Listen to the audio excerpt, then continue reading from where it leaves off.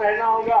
इस आजाद भारत के 75वां साल बाद और 1 साल के बाद चुनाव आएगा। अगर हम इसी तरह सोते रहेंगे, इसी तरह बिल्कुल मौन बैठे रहेंगे, तो मेरे दोस्तों वो भी कर डालेंगे। केवल एक ही चीज बचा है भारत में, जो हमें उम्मीद है कि हमारा संविधान सुरक्षित रहेगा, तो जरूर आप रिजर्व सीट पे लड़ोगे, जरूर ये ओबीसी का बेटा जनरल सीट पे लड़ेगा, जरूर आपको कुछ न कुछ नौकरी मिलेगी, बैकवर्ड को मिलेगा, जरूर मुस्लिम को जो है टिकट मिलेगा।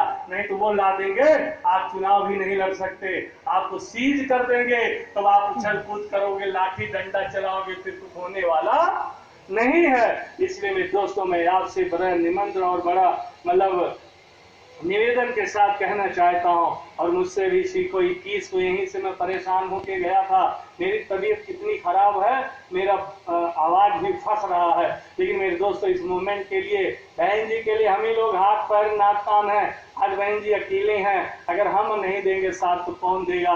वो तो विरोधी चाह रहे हैं कि बहन जी को खत्म कर दिया जाए, बहन जी और बीएसपी खत्म कर दिया जाए, आरपीआई की तरह तोड़ के खंड खंड कर दिया जाए, ये उनकी मानसिकता है। वो सपा को नहीं तोड़ेंगे, लोक दल को नहीं खत्म करेंगे, आरजेडी जदयू को नहीं खत्म करेंगे, और वो एलजेपी जो है उसको नहीं खत्म करेंगे। किसको खत्म करेंगे? उनको खतरा है बहुजन समाज पार्टी से, क्योंकि मानवर साहब एक स्लीपर चप्पल, एक हाफ शर्ट, एक नीला पैंट, एक इटैची लेकर, और मेरे दोस्तों नजारा बदल के चले गए। हम लोग जब साहब आते थे अकबरपुर में, हमारे बहुत जो बामसेव के साथी बैठे हैं, जब साहब अकबरपुर में आते थे तो मेरे दोस्तों एक मंगरू राजभर, नंदकिशोर राजभर और एक राम सिंगार राजभर, हम लोग 4-6 साइकिल में झंडा बांध लेते थे, और जो रिक्शा करते थे उस पर भी झंडा बांध के साहब को देहरा 1:07 में देहरा आती है, वो उधर से चलते थे, वो उत्तराखंड से तब वहाँ देहरादून से चलते थे, साहब को उसी से रिसीव करके ले जाते थे। फिर साहब की मीटिंग किसी के घर में, किसी के कोठे पे, अगर कुर्मी वर्कर है तो उसके कोठे पे करके डर के मारा, फिर साहब को विदा करके चले जाते थे। हाँ, वो भी नजारा देखे हैं। और साहब ने रिजर्वेशन की लड़ाई कहा, अरे मेरे दोस्तों, जो 2-2 बार सीएम थे, बिहार के स्वर्गीय कर्पूरी ठाकुर के घर से शुरू करके 4,500 किलोमीटर साइकिल चला के साहब ने पूरे देश में इन पिछड़ों दलितों शोषितों को जगाने का काम किया था। आज उसी की देन है मेरे दोस्तों। नहीं तो मैं पूछना बताना चाहता हूँ, आज पूरे देश में आरक्षण पूरा नहीं हुआ है, और मैं ये बताना चाहता हूँ, ये भीगी आंसू बहाने वाले, जब मेरे दोस्तों आरक्षण में, प्रमोशन में आरक्षण समाप्त किया, कोई दलित नेता नहीं बोला। अगर आवाज किसी ने उठाई, आवाज किसी ने ललकारा राज्यसभा में, तो सुश्री बहन मायावती जी ने ललकारा था।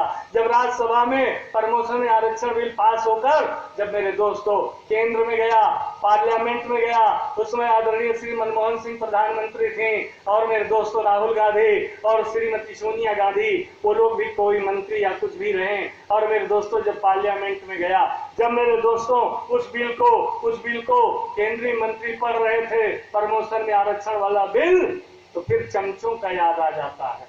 उसी में से एक चमचा जो बाबा अम्बेडकर अगर हमें संविधान में व्यवस्था ना दिए होते, रिजर्वेशन ना दिए होते, तो बिजनौर से ना मेरे दोस्तों वो जो है यशवीर सिंह, जो शेड्यूल कास्ट के थे, नगीना से लोकसभा चुन कर गए थे। नगीना सुरक्षित सीट है, और उस मंत्री जी के, केंद्रीय मंत्री के हाथ से उस बिल को फाड़कर, वो छीन कर फाड़ने का काम किया।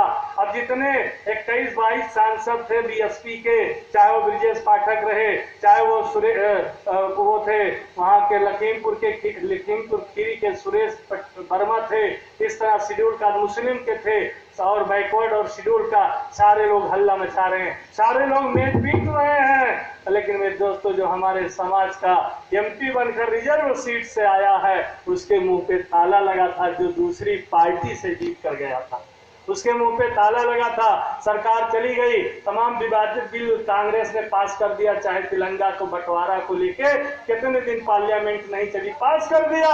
हमारा बेटा बेटी फिर प्रमोशन बाकी, आईएएस आईपीएस डॉक्टर वकील इंजीनियर सीडीओ डीडीओ बीडीओ हो जाए, उस बिल को कांग्रेस नहीं लाई, लेकिन वोट के लिए खूब रोते हैं। राहुल भैया, प्रियंका जी नहीं ले आए।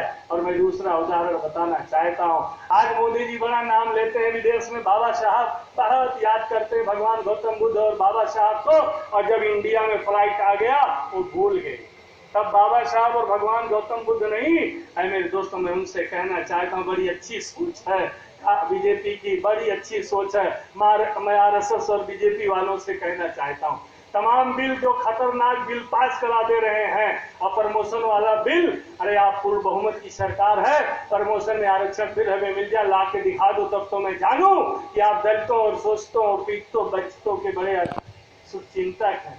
केवल टीवी पे शुभचिंतक है, मीडिया में धरातल पे नहीं। धरातल पे जो हो रहा है वो आपके आंख के सामने है मेरे दोस्तों, कोई सुनने वाला नहीं है। इसलिए मैं ये आपसे निवेदन करने आया हूँ मेरे दोस्तों, हाथ पे हाथ कर बैठेंगे बड़ा नुकसान हो जाएगा, इतना बड़ा नुकसान हो जाएगा मेरे दोस्तों, फिर हम उसकी भरपाई नहीं कर पाएंगे। अब कोई महापुरुष पैदा होने वाला नहीं है, बहन जी अकेली पड़ जाएंगी। तो मेरे दोस्तों, बाकी आप जितने बड़े बड़े नेता हैं मेरे दोस्तों, वो तो केवल वोट के लिए, उनको केवल एक तो जो है जैसे कोल्ड स्टोर से किसी को ला बैठा दिया जाए, उसी तरह चाहे हमारे बहुत सम्मानित पद है माननीय राष्ट्रपति महोदय का, बहुत सम्मानित पद है मेरे दोस्तों, बहुत कुछ हो सकता है लेकिन कुछ होने वाला नहीं है। इसलिए मैं अपने मुस्लिम भाई से विशेष कहना चाहता हूँ, मेरे मुसलमान भाइयों, जिनको आपने पूरा तन मन धन देकर और वोट देने का काम किया, बड़ा याद करते हैं, बड़ा नाम लेते हैं, चाहे पंडित जवाहरलाल नेहरू रहे, चाहे इंदिरा गांधी रहे, चाहे राजीव गांधी रहे, चाहे मनमोहन सिंह, लेकिन मैं बड़ा सत्य बात बड़ी कड़वी होती है, इन्होंने बड़े बड़े दंगे करा के आपको बिल्कुल सिमेट दिया, कारोबार लुटवा दिया। लेकिन जब देश गुलाम था, जब देश आजाद हुआ, गुलाम भारत से लेके आजाद भारत में हमारे मुसलमान भाई नौकरी और राजनीति में 33% थे, 33% थे। जब ये चुलिया उखाड़ देकर वोट वाली खराब है, मोहल्ले मोहल्ले कांग्रेस को मौका दिए, तो इनकी स्थिति क्या है? आज आजाद भारत के 75वां साल, बड़ी मुश्किल से राजनीति नौकरी में 2% है। लेकिन मैं एक स्टेट का उदाहरण दे रहा हूं, आप कांग्रेस का निकाल लीजिए, आप जनता पार्टी, जनता दल और समाजवादी पार्टी का निकाल लीजिए, और दूसरी तरफ बहन मायावती जी का सरकार का निकाल लीजिए, तो बहन मायावती जी ने जितना कैबिनेट मंत्री, राज्य मंत्री और मेरे दोस्तों निगमों में तमाम राज्य मंत्री का दर्जा दिया, टिकट दिया, एक भी हिंदू मुस्लिम दंगा नहीं हुआ, आपको सम्मान दिया। अगर किसी दूसरी पार्टी वालों ने दिया हो तो आप खड़े होकर उसे रोक सकते हैं। अगर सम्मान मिला तो बहन मायावती जी, आप बड़ी जल्दी नाराज होते हैं, आप बड़ी जल्दी नाराज होते हैं कि बहन जी भाजपा के मंच पे भाजपा के लिए वोट किए। मेरे दोस्तों, मैं 2 बार चुनाव लड़ाने गया, मैं गुजरात का भी प्रभारी रहा, लेकिन मैं आज भी दावे चैलेंज के साथ कह रहा हूँ, बहन मायावती जी जरूर गई थी गुजरात में, और बीजेपी के मंच पे भाषण के दौरान बहन जी ने कहा था, क्योंकि यहाँ गठबंधन की सरकार चल रही थी और गठबंधन की 3 बार सरकार थी, तीनों बार के सरकार में, गठबंधन की सरकार में SC ST OBC पिछड़ा अपर कास्ट के साथ साथ मुस्लिम भाइयों के भावनाओं के साथ खिलवाड़ होने नहीं दिया। उन्होंने लात मार दिया 25 अगस्त 2003 को, उन्होंने रिजाइन दे दिया, कुर्सी तो उनके पीछे भागती है। तो बहन जी ने मंच पे भाषण के दौरान बोली थी गुजरात में कि जहां जहां बहुजन समाज पार्टी के प्रत्याशी लड़ रहे हैं, उनका सिंबल हाथी है, तो उन प्रत्याशियों को वोट देकर जिताने का काम जनता से अपील की थी, और भाजपा के एक बार नाम नहीं लिया था।